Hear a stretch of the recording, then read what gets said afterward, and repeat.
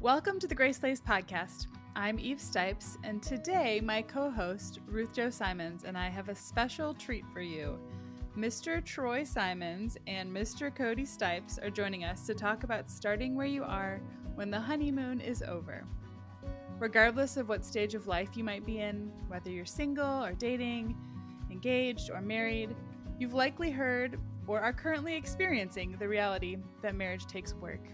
There are hopefully always elements of that honeymoon phase in a healthy marriage, but at some point, you'll hit a season that feels unexpected, and you're not where you thought you'd be. So how do you continue to learn about each other? What does it look like to grow in communication? How do you build intimacy and strengthen your marriage? And how do you do all of those things when it's just hard? We don't have all the answers, but let's start the conversation today. Here we go. Well, Eve, this is so fun and a little daunting. We are inviting our two favorite people onto this podcast. Okay, guys, why don't you introduce yourselves?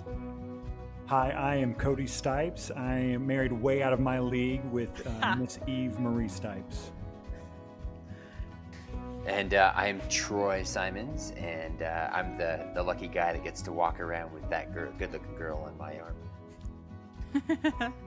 As in Ruth Jo Simons, yes. Just to be clear. Just to be clear. Well, you guys, thank you for taking out an evening to come and chat with us ladies, because we really felt like we didn't want to have this conversation about how to start where we are in this area of marriage without having this conversation with you guys. And we feel like it's probably a really good opportunity for our listeners to hear us even imperfectly talk through how we work these things out in real time in our marriages. And, you know, the four of us aren't rehearsing this. We haven't pre-planned this. So we really are. Let's just really having a conversation. We've been married 24 years, Troy and me. And what about you guys? Yeah, we'll be 8 years in just about a month. And remind the listeners, like, the way your family is set up, like kids and where you guys are in this season. Yeah, so Cody and I live in Indianapolis, Indiana, and we have three littles, a 4-year-old boy and then 2-year-old boy-girl twins. So those are always running. Exciting little years. That's right. And don't forget our standard poodle, Reggie. Oh, yeah. Our oldest, for sure. Well, Troy and I live in Western Colorado. Right now, we live with 5 boys under our roof because one of our sons is away at college in out of state. But we have 2 in college, 2 in high school, and 2 in the preteen years. And we have 2 female dogs and 3 boy cats. And I am so done with nature. Lots and lots of nature.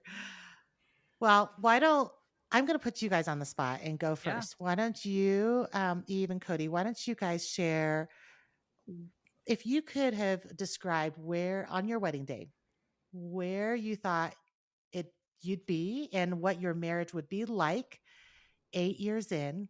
Tell me the ways in which it's exactly what you thought and the ways in which it's not. And share as much or as little as you want. Yeah. That's a good question, babe. Do you want to go first or? Yeah. I don't know if I thought I saw twins in the picture 8 years. 8 years prior. And no, I think in a lot of ways, the love that I had with Eve on our wedding day, I didn't think it could get bigger than that. But I think just seeing the Lord bless us over the years and seeing how that's grown and just multiplied with the addition of our children and just our family. The great ways in which she's been able to use the God-given gifts that has and how she uses those. Just a privilege. Okay, so we should probably preface this whole conversation by reminding everybody that I always say this about Cody, that he's literally the kindest person I've really ever met. Is. And honestly, the most optimistic. Yes, I mean, you're already super optimistic, Eve, and I think Cody has you beat. He is like 100%. Literally the glass is always half full. Always. I mean, amazing. Always like 3/4 full, if we're going to be honest. I love it so much. I know that about you. You have to take all of Cody's responses in this with like, just the lens of like, he is very kind. No, but So, Eve, you are the perfect wife. I mean, how could he not just love you more and more yeah. with each passing year? You are really like the Yeah, dream. Yeah. Really obviously. kind, No, patient, I all the things. yeah. No, I think when I think about like what I imagined on like day one at our wedding, I feel like I went into it with like a true perspective. Like I was 31 when we got married, and so Cody is a baby. He's 6 years younger than me. 5.5, but thank Five and you. a half. But I think it was like I had seen lots of friends already walk through like some Hmm. phases of marriage, and so I wasn't expecting like, oh my gosh, it's gonna be like hearts and bubbles and butterflies for the whole time. I expected that it would have like seasons where it was difficult and all of that. But I think what I maybe didn't expect was that I would see my own sin a lot Mm. through marriage. Like, I think I just thought, yeah, like we'll have to figure things out and it'll be good and we'll have to talk about it and it's fine. And I didn't realize how intense the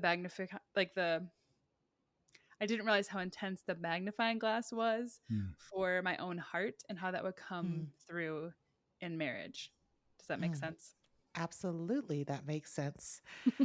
Well, Troy, you want to go about our 24 years? What were you thinking it'd be like 24 years in?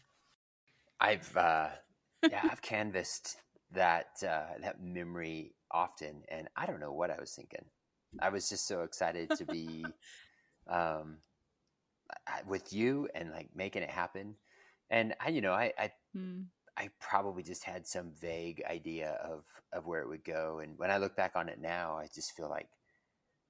feel like we've had so many, and I don't know if it's the best word to call it seasons, but like just blocks of time where things were kind of defined by this or that, and obviously there's kind of a honeymoon stage, and there's some hard work stage, there's new job stages, there's starting a family stage, and I don't need to parse out all of those, but I have just seen so much change in us that I look back on the me that asked you and you said I do and I said I do, and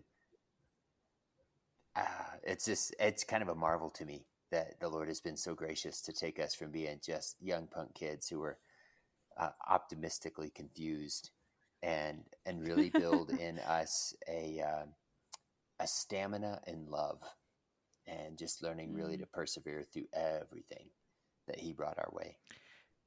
Mm.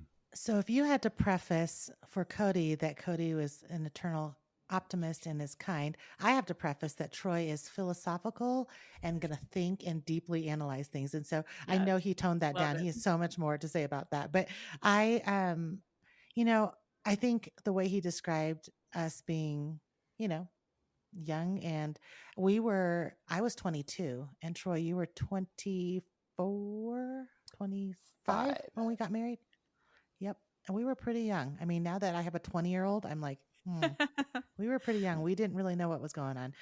But I I literally think that when I was getting married, I thought, oh my goodness, 24 years. That's like, well, it was a lifetime, right? When you're Yeah, 22 years old, that's it more than you've actually been is. alive, right? It is an actual lifetime. And to answer my own question, I honestly think that I imagined this season to be one where we would hold hands and walk around and we'd read each other's minds. We would literally be like Mm. capable of knowing exactly what the other person needs and always able to meet that need, always able to anticipate that need, and just like somehow just waltzing through life in a field of flowers called love, because I thought, wow, I mean, the hard Yeah. years are just right there at the beginning when you're trying to decide on Yeah. paint colors and making a home. By 24 years, my goodness, we're going to be old pros and we are going to be so great. We'll never fight. Like that's literally how I thought of it. Yeah. And you can imagine where I'm going with this because the truth is, um, I think we are so much better at so many things now. And we are so much better at caring for one another. And we are so much better at the things that were difficult when you're young. And you Yeah. can fill in the blanks with all those things. But intimacy definitely included, caring for one another definitely included, saying I'm sorry. Yes, all those things Yeah. have grown. But I just got to break it to you guys. 24 years in, and we have new challenges. We have new ways in which we have to kind of say, I don't know everything. And I Mm, certainly don't know everything I know. I certainly don't know everything about you. So I have to actually keep on intentionally pursuing your heart because I don't know if I'm the only one, but I think sometimes I think I know everything and I think I can summarize exactly what's going on. And Troy likes to say that's called when I like analyze and define things and I go, well, that's how it is and that's how it always will be. mm, But that's simply not true when you're married to another human being who's also a work in progress and yeah. growing, right? Yeah, because and that's I think that is really interesting. When you get married, it's easy to think like, I'll just get to know you really well. And it's like, yes, you will, but if we're really walking with the Lord, we're always being sanctified. And so who we are is Yeah. changing incrementally and we have to keep knowing. Like it's not the same person that we were, hopefully, when we got married, right? And I Yeah. think that's huge. I feel that deeply when you said that. Well, so I feel like we would be doing a disservice to our listeners if we don't kind of cut to the chase and get a little bit more specific about when we say that this whole season has been about starting where you are when you don't have all that you want. Well, clearly we want this the men we're married to. Like Yeah. praise God, we want this marriage. And this is not we're not talking about like not having the spouse we want. We're talking about, Right. hey, there are seasons of life when our marriage isn't It's isn't not easy. it's not easy or it's not at the level of intimacy or care or Communication. communication or Yeah. any of those things, right? And so let's just get real honest and say maybe share what we wish was easier right now in our Mm. marriages and how we can start where we are because obviously we're all living it and we're making those choices day by day. Let's see if we can dig in a little bit deeper. I can go first. I think one of the ways that I would describe this current season of marriage for Cody and I is just that it's busy. Like the littles are always around. Although we were just talking about like the benefit of having little kids going to bed super early, which is great. But I just think that like making time for each other to have a deeper conversation than the logistics of the day or the schedule is hard right now. And Mm-hmm. my tendency as like kind of an introvert and someone who really craves downtime is to like isolate when kids are in bed, for me to just be like, okay, and now I will go have my own personal time by myself. Please don't talk to me. Hmm. And that's not great. I see Cody's shaking his head. Ruth, it's interesting because I am like the opposite of that. I would love nothing more than to just be like, it's been a super long day. Let me just sit next to Eve and let's just talk and just enjoy each other's company. And honestly, you talk about like lessons learned over time. I think that like whenever, right before you get married, right, you're like always together, you're planning a wedding, you're doing all these things. And then you get into it and then you're like, hey, I just need a minute, just give like 30 seconds, whatever. And so I think that is a piece, right? You start to Mm-hmm. learn and you hit the nail on the head as you grow, as you get older, as you change, you also have to realize I got to continue to pursue my spouse. I got to continue to pursue Mm-hmm. Eve and know what are those things and how has that changed after having 3 children to know, okay, she not only needs this time but needs this or this, and I need to be able to Yeah, be reflective enough to go, okay, yep, I need to do that. that's really good. So, what are some things you guys do to foster that? Good question. I know. I feel like it's I feel like honestly right now at this particular moment we are asking ourselves that like question, like what do Sure. we do? Like how do we so I can give one quick example. Like this weekend we actually enlisted grandparents to Mhm. come for like a 24-hour period. Like they're going to come at noon on Saturday Hmm. and we're going to leave 12:01. yeah at 12:01 and go spend the night somewhere like in town, like 10 minutes from our house, but not at our house with our children. And then we'll be back by like noon ish, 2 o'clock maybe, the That'll be next so day. fun. And so we Mm, I'm don't do so that very glad. often. Like it's not something that Yeah. we are like regularly doing, but I think it's really good for this season when it just feels like things always are going at us. I think even in the motherhood episode recently for this season, we talked about the relentlessness Hmm. of this stage with little kids. And I feel that in our marriage sometimes too, where it's like, yeah, there's the next thing. What's the next thing? Like, okay, did it. What's the Hmm. next house project? Done. Like, check it Mhm. off the list. And so for Yeah. us to like leave our home and our sweet children for just a 24-hour period and have time that we're like, okay, we are going to connect. We are going to have real face to face conversation about things other than kids and house. Um, I think I'm looking forward to it. I think it'll be really good. Yeah. And I love that you pointed out that you're basically doing a staycation because Yes. not you sometimes it feels like, oh, what we need is this grand getaway, but you can't always do that. And so you have to Yeah. start with what you can do, and that's taking 24 glorious hours away. Yeah. In our own town. Yeah. What about you guys? How would you describe what feels like, okay, the rub for right now and Yeah. how you're working through it? If you had told me a decade ago that, or, just when I was a lot younger, that Troy and I could run a business together, see each other every day, that we wouldn't have to be apart all day long, that we could work for ourselves, and that we could go to lunch whenever we want to, I'd be like, that is the life. That is the dream. And really, honestly, we are so grateful. We are so grateful to have those circumstances in our lives. But the flip side to it is we work together every day. We're in the same house together all the time.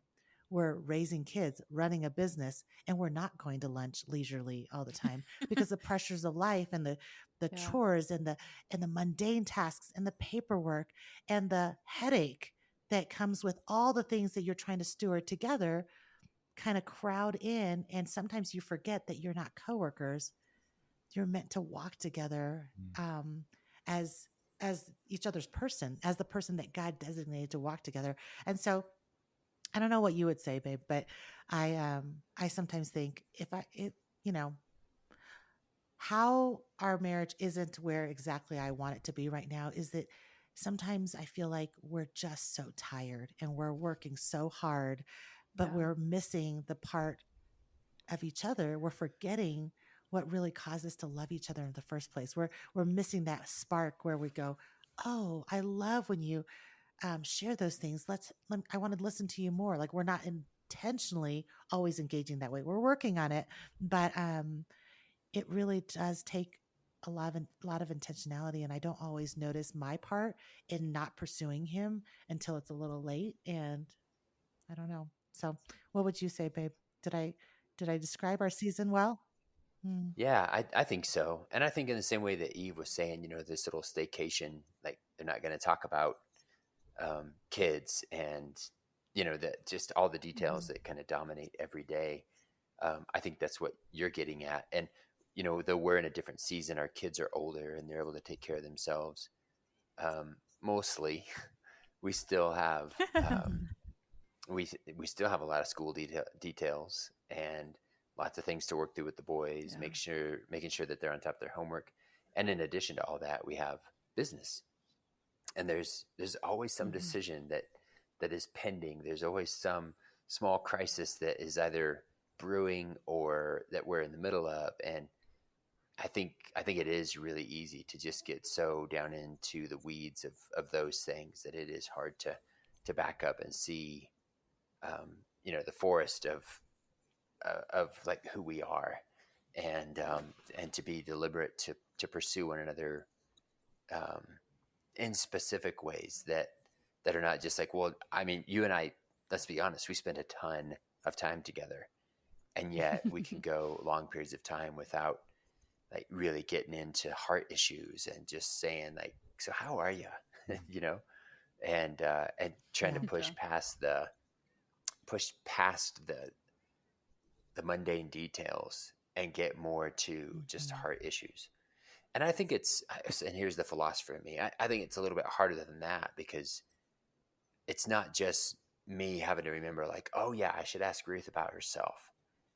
I find that my mind just gets dominated by everything that I've done for the day, everything that I have to do the next day, for the boys' school and for the business. And it's hard to have an additional kind of life of my own mind, so that if you do happen to ask me, I'm like, what am I thinking about? Well, school What am I and thinking? business. Yeah. And, it's like making some deliberate time, I think, even to just cultivate stuff in our own heads that we can then, share with our spouses that's part of the trick. That's part of the challenge. We can just get ourselves so saddled with the details of everyday life that when somebody does ask us a question like, how are you? Who are you? What are you? We just define it by the things that we're right in the middle of. We sound kind of old, Troy. I feel like when I hear you talking about us, I'm like, wow, 2.5 decades. I'm like, this is what happens when you've raised 6 kids, um, started a school, started a church, started a business, moved a bunch of bajillion times, done more remodels and renovations than we ought to have done. Oh my At this goodness. point, I really could have had a home blog by now, but no. But back to the subject, I wanted to say real quick. I mean, don't you guys think that in terms of marriage, we called this episode When the Honeymoon's Over? The reason why we have to even get back to this question of how do we start where we are is usually because we formed some habits that aren't helping. Yeah. Whether those habits whether those habits are that we scroll our phones when we're really burnt out and we're tired and we're not giving our spouse the attention that we ought to, or it's the habit of being in our own heads and being like, he or she won't understand anyway. I guess I'll just deal with it myself. Or it might be the habit of being angry and thinking, you know, things won't ever change. Therefore, I'm just going to assume that we're always going to fight about this. I mean, I can go down the list. I mean, that's just a few that reveal some issues in my own life. But I think the very fact that we have to say, okay, hold up, how do we right now without, I mean, let's just be honest. And I do feel like we should have said this right at the beginning. A lot of times starting where you are means that you go to counseling and you seek biblical counsel. You talk to your pastor. You find a godly couple who will walk with you, right? Sometimes starting where you are is exactly that. Sometimes starting where you are, if you're in a marriage that has destructive behavior, means that you actually have to ask for some intervention, ask for some help, and remove yourself from what is dangerous and painful. And so I have to say that out loud. But the truth is, what a lot of what we all struggle with in marriages that do not need like intervention help at the moment, sometimes is that we have to intervene in our own marriages by saying, okay, I've developed some bad habits that are keeping me from communicating well with my spouse, from keeping me from being soft and tender of heart to him. That's causing me to feel isolated and alone when I'm really not. And so that is a bad habit of having a narrative in my mind that's not true and living like I'm single, or not really, but living like I'm alone in this marriage rather than living with this person who is meant to be one with me. And so I just think, that's what we're really talking about is how do you start where you are when maybe it's not just that the circumstances have given you a situation in your marriage that you're not totally like thrilled about in the moment, but it's also just that you've yourself gotten yourself into a stage in your marriage where you feel a little like blah, or you can't seem to get yourself in a better place of communication or understanding. Yeah, I think one of the things, even when Troy was just talking about like being in our own heads or having something to respond with if we're asked, like, what are you thinking about? I think that it's really easy for me to get into a bad habit of giving like the most basic answer, right? Of just like, Hmm. even when I know that Cody is being intentional or pursuing, and I'm just like, yeah, here's what it is. And it's like, I sometimes just honestly choose to not give the deeper answer, right? Like, I just am like, Hmm. okay, here it is. And I'm not going to go there. And so I think one of those bad habits, or one of the things about starting where I am, is to say, like, no, I'm going to give the deeper answer. Like, I'm going to go there. I'm going to choose to respond when a question is asked. And maybe the intention isn't even to really pursue or go deep, but I can choose to take it there with my response. Does that make sense? I think Hmm. one of my bad habits is just like holding it in Hmm. for whatever reason. Like you said, like whether it's a Sure. narrative of like they won't really understand, or, XYZ, but not really like giving myself in relational intimacy or emotional intimacy Sure. to like say the things that I'm really feeling. Which ultimately can lead to uh, not just not being vulnerable in multiple ways, right? I mean, when we think about marriage, we're thinking about having true physical intimacy that is Yeah. mirrored by emotional intimacy. And those things can't, Troy and I often talk about how we may know each other super well and know exactly how the other takes his coffee and knows exactly what's going on with um, just all the details, his preferences. I might know Yeah. those things, but I'm like, I want to know you vulnerably. I want to know what's going on in your heart. And the vulnerability isn't just going to happen. You actually have to intentionally choose to be vulnerable. And that spills over in all the other ways in which we can be Yeah. vulnerable and intimate, right? Yeah. I Uh, think there's a piece too, Ruth, and it kind of hit up a little bit with what Troy was saying too. I think also being aware of the culture that we live in and not allowing the perception in our head of, oh, that couple's got it together and yeah, it's they're good. great, they're perfect, I'm not like them, or whatever, It's or even good. just some of the walking in society and just actually wrong views around what a healthy marriage should or shouldn't look like, and making sure that you continue to remember, okay, first and foremost, as a believer, my relationship with Christ is my most important. The Hmm. next important relationship I'm called to is my relationship with Eve, and not letting the relationship with my children, who I love dearly, ever supplant the relationship that I should have with Eve in terms of hierarchy of how that love and care should go, because that's what the Bible Hmm. says, right? About how we should do that. So I even think about those types of things, right? In terms of how do you protect That's good. yourself against that? How do you protect the intimacy that you have in your marriage? It's also Yeah. continuing to make sure it's biblically in the right way. First God, then your spouse, and then the other things that come through with that. I think one of the metaphors that y'all mentioned earlier that is really helpful is the idea of a map, and this whole idea of like you start where you are. Sometimes you got to figure out where you are, and so that might be counseling, Mm. Yeah. that might be a date where you just like have some real serious conversations about like kind of what's going on in your heart and her heart. It might be that just a healthy pattern of being under God's word at church or Bible study, being around other couples who help Mm-hmm. you to see kind of where you are, and then obviously where you want to go, having a good solid biblical understanding of like, well, what is a God honoring marriage? That's where the map metaphor just is really, really helpful, because I can't get to where I'm supposed to be if I don't know where I'm starting from.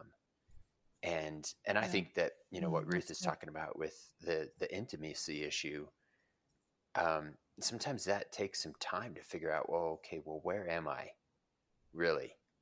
And that's something that it requires just some alone time with God, which is really hard. And Mm.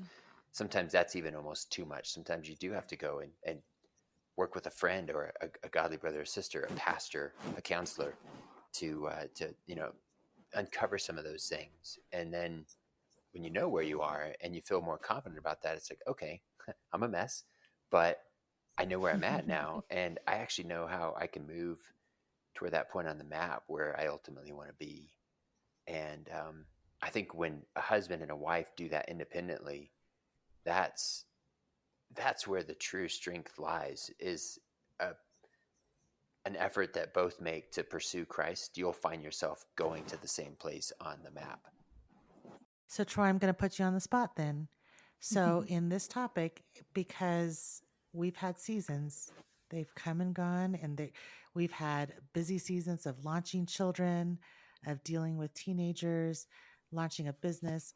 Through all these years, there have been times where I've really withdrawn, and there have been times where you've really withdrawn. There have been times where I thought, you'll never understand me. And I'm sure there are times when you felt the same way, or at least I perceived you as feeling that way. And so, in most recent days, I have said, hey, I feel like we've been married for 24 years and we've always been best friends. But lately it feels like we're not really best friends. We're not really like actually getting to know each other's hearts. We're so stressed out about so many things that it's kind of taking its toll, and we're not like getting closer to one another. And so when I bring that charge, and it's not even a charge, when I say, this is what really concerns me, and this is how I feel like you don't, you don't know my heart, or I don't know yours. How have you wrestled that with God? Because I know you have. And so what is one way that you are not giving up? Because part of it is that sometimes it it can feel like, oh, I don't know if I'll ever do anything right. I don't know if I'll ever be able to Yeah. get to her heart. So I don't know, I'm putting you on the spot, but is there something that the Lord's really impressed on your heart as how you can start right now, right here, with the same Ruth that has all her faults and all her issues and hard to love Ruth? And in your particular season, where all the things that are hard about your particular season, how are you choosing to not give up and start where you are? Well, I would say, both now and really in every season that we've been through, one of the lessons that I learned, or am continually learning, because I haven't got it down super solid, but I think it's really easy to start by looking at the things that I might be frustrated about with you or our circumstances.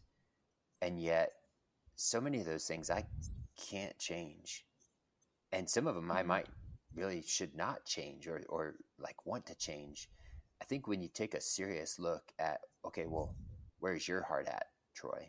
And going before the Lord and saying, hey, Lord, of all these things that are just really weighing heavy on my heart, help me to set those aside. And would you just like show me me? Because I know that when he does that, if he shows me me, then the change begins where it needs to begin. And that's with me. And then I find that some things just automatically start changing once I've changed, once I've confessed those things to the Lord and grown in that.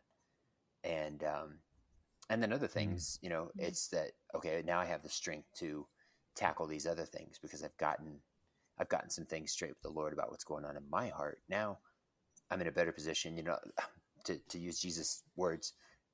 Thank you, Lord, for taking this plank out of my eye. Help me to very humbly and gently remove that splinter from Ruth's.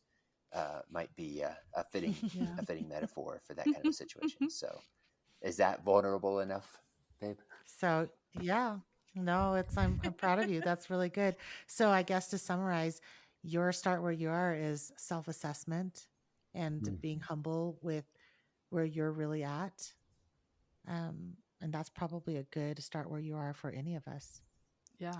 And I would just modify that ever so slightly. Can I just say one other quick thing about that?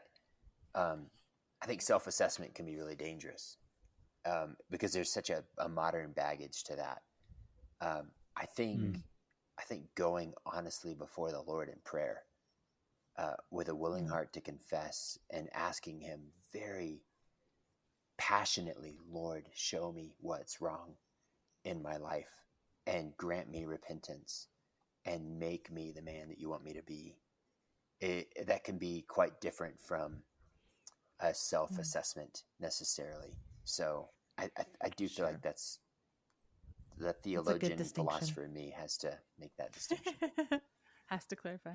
Troy, that's I'm good. glad you said that, because I think that's so spot on around culturally. What do we think about self-awareness? Really, it's more, I want to be aware of how God sees me, right? And how Yeah, can I ask that's him to good. help enlighten me on the areas that I Absolutely. can improve in, where that's at. That's much more important than what I think about myself. So Yeah. good. I love that distinction, guys. Yeah. So Team Stipes, how are we starting where we are? I wish you guys could see Cody's face every time we ask a question. He gives me this look like, are you talking this one or am I talking on this one? I mean, I'm just kind of confused. I thought we were still in the honeymoon stage, babe. I didn't think that I guess starting where we are is getting out of that stage. Isn't that Oh my right? gosh. He's pouring it on thick for you guys. Oh my goodness. At this whole episode should have just been about me and Troy working through our 24 years of things that we have to work on. Team Stipes is doing just fine. No, that's not That is not true. I true. mean, we are Not doing true. well, but that comparison is unfair. Yeah. No, I mean, I think similarly to Troy's point, I can still remember this, and I'm going to go nerdy for a second and use some math. Okay. I can remember I think it was during our premarital counseling, about just kind of thinking about the relationship with your marriage as a triangle, where God's at the top, okay, the top vertex, if you will, right?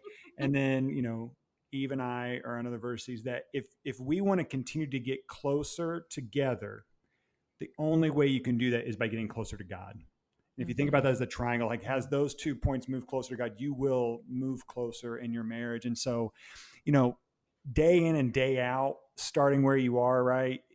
There are things that you could probably do, big things, but you're not going to see a difference the next minute, the next hour, the next day. It's really a kind of a micro macro level, right? Of there are small changes you can do every day, small things you can do that over time you start to look back and not necessarily point to one specific action, choice, detail, whatever it may be, but you can see the growth over time. And so I just think that maybe is something for us of, word of encouragement of starting where you are. Just start, pursue, date your wife, continue to ask those questions, continue those things, even if you do it imperfectly. We talked about, we're doing this like one night getaway. We had at the beginning in January during our 2022 goal setting, we were like, we're going to do this once a quarter. It is September and we haven't done it yet, but we're doing it. And it doesn't matter. You didn't hit the goal. Point is that we continue to think about it and continue to say, hey, we need to do that. We need to do that. We need to do that. And we're getting to, do it. And we're excited about that. So it's not even about doing it perfectly. It's just doing it. Yeah. I think that's the important thing. Yeah. Yeah. Like taking action. Well, I'll just interject that I have a less holy, Troy was talking about confessing and coming before the Lord, and Cody's like pursuing the Lord. And I'm like, okay, I'm going to start where I am, and I'm going to remember to try to touch the back of Troy's neck every single day, because he loves physical touch, and he is so encouraged when I actually touch his back, or don't just do a quick pat hug, because I'm a really good I'm a really good pat hugger, where I'm like, hey, pat, pat, pat. Okay, bye. We don't linger long. I'm really not a good hugger. And he's like, okay, wait, lean in. Can we just stay here for a second? I'm like, pat, pat, get on. Let's go do something else. The thing is, she is a great hugger and she's a great kisser. And so when she pulls one of those quickie, just, kind of plasticky hugs, or just those, not so impassioned kisses, I'm like, whoa, no. I know there's better than that. So. Oh, goodness. I love it. That's a great start where you are. Cody probably wishes I would chime in with that same start where you are. I think for me, even going back to what I just said, I think I've been trying to share my emotional thoughts more regularly. I'm so proud of you. I need to keep doing that. I mean, even this last weekend, or maybe a couple weekends ago, I was just having some sad emotions, and I went out. Cody was working on stuff in the garage, and I just told him I'm sad. I had no reason to start that conversation, but it was I just need you to know, and I need to tell you the things that I'm feeling, instead of just holding them and then being weird and you not knowing what's going on in my head. And so I need to keep doing that. I need to keep sharing I where I love am. that. Are we allowed to tell our listeners on this podcast that we discovered that you and Troy are actually wired very similarly? Yeah. That you guys are like kind of the same person in some ways, and that on your profiles, you actually both make the statement that you're curious. I was like, how weird is that you would both say that you're curious and that you're always learning and that you have had like multiple careers and multiple different things that you've been interested in. And I would say I have no problem coming into a room, whether anyone's listening or not, and saying, I'm sad today. In fact, you didn't ask, but I'm going to tell you why. But Troy is not that way. And yeah, that emotional vulnerability, that willingness to like step in. I love hearing that that's a start where you are for you, Eve, because It is. that's so good. Well, we always kind of wrap up our podcast episodes with the same few questions. So we're going to do it again today. The questions are, what is the gospel truth about our conversation today that we need to like hold on to? And why does it matter? And then we've kind of already said our small things where we're going to start, but we need to kind of zoom out and ask that question, like, why, what is the truth here and why does it matter? Who wants to take a crack at it? I'll take just a little crack at that first question. So I would point maybe to the big picture. So not any specific detail that we have said, but I would hope that somebody listening to this would come away and say, wow, marriage really is like important. These people are like working hard to fight for it. In Ephesians 5, when it talks about husbands and wives, and Paul is, giving the Lord's advice to men and women in marriage, he ends with like that mind-boggling statement, that he's ultimately talking about Christ and the church.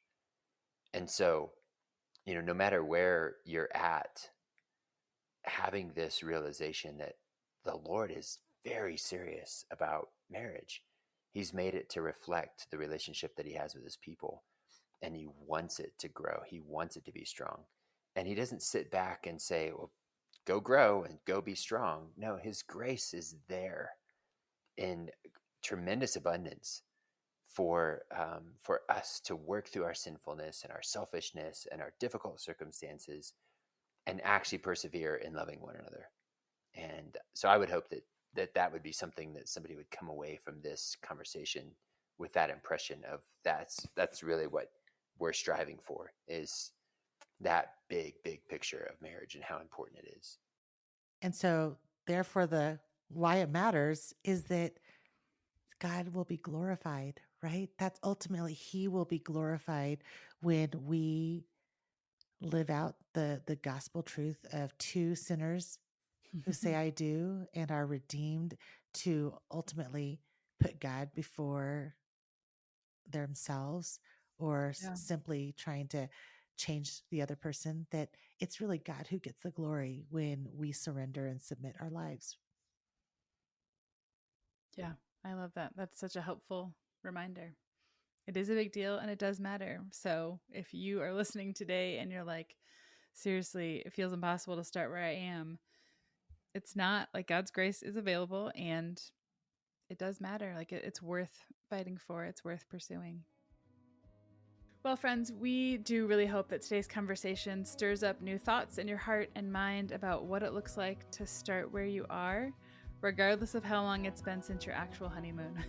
Maybe there's an opportunity for you to listen to this episode with your spouse and talk about what it brings up for each of you. We're really grateful that you joined us, and we'd be so honored if you'd take a minute to leave a review about the podcast to help other people find us. Keep pressing on, friends.